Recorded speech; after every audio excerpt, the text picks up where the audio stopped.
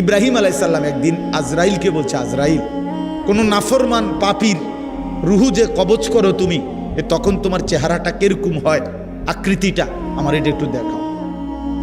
হযরত ইব্রাহিম আলাইহিস সালামকে আজরাইল বলছে, আল্লাহর কসম, হে নবী, আপনি সহ্য করতে পারতেন না, আপনি এটা দেখতে চাইেন না।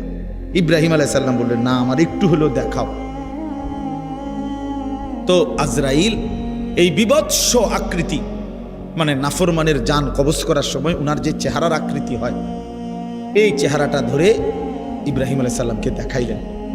বিশ্বাস করেন, এই কিতাবে আছে, ইমাম কুরতুবীর কিতাব।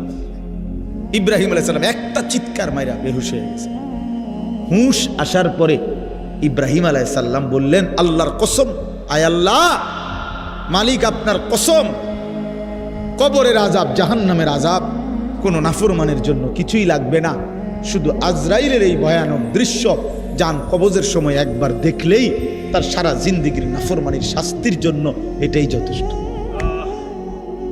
ইব্রাহিম আলাইহিস সালাম একদিন আজরাইলকে বলছে, আজরাইল, কোন নাফরমান পাপীর রুহু যে কবজ করো তুমি, তখন তোমার চেহারাটা কিরকম হয়, আকৃতিটা আমার এটা একটু দেখাও। হযরত ইব্রাহিম আলাইহিস সালামকে আজরাইল বলছে, আল্লাহর কসম, হে নবী, আপনি সহ্য করতে পারতেন না, আপনি এটা দেখতে চাইেন না। ইব্রাহিম আলাইহিস সালাম বললেন, না, আমার একটু হলেও দেখাও। তো আজরাইল এই বিভৎস আকৃতি, মানে নাফরমানের জান কবজ করার সময় উনার যে চেহারার আকৃতি হয়, এই চেহারাটা ধরে ইব্রাহিম আলাইহিস সালামকে দেখাইলেন। বিশ্বাস করেন, এই কিতাবে আছে, ইমাম কুরতুবীর কিতাব।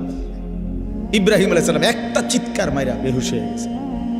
হুঁশ আসার পরে ইব্রাহিম আলাইহিস সালাম বললেন, আল্লাহর কসম, আয় আল্লাহ, মালিক আপনার কসম, কবরের আযাব, জাহান্নামের আযাব কোনো নাফরমানের জন্য কিছুই লাগবে না, শুধু আজরাইলের এই ভয়ানক দৃশ্য জান কবজের সময় একবার দেখলেই তার সারা জিন্দেগির নাফরমানির শাস্তির জন্য এটাই যথেষ্ট।